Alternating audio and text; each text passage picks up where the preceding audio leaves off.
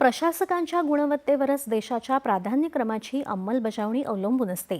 त्यामुळे 2047च्या विकसित भारताच्या निर्मितीत नागरी सेवांची गुणवत्ता निर्णायक ठरणार आहे, असं प्रतिपादन उपराष्ट्रपती CP राधाकृष्णन यांनी केलं. राज्याच्या लोकसेवा आयोगांच्या अध्यक्षांची 2 दिवसीय परिषद हैदराबादमध्ये घेण्यात आली.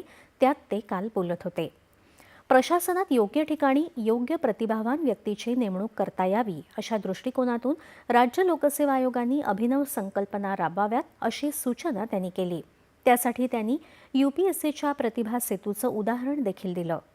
उमेदवारांच्या ज्ञानाची चाचणी घेण्याबरोबरच त्यांच्या वर्तनाचं आणि नैतिकतेचंही मूल्यमापन करण्यासाठी रचनात्मक दृष्टिकोन ठेवावा, असं त्यांनी आयोगांना सांगितलं. संविधानात अभिप्रेत असल्याप्रमाणे न्यायालयांचे निर्णय नागरिकांना त्यांच्या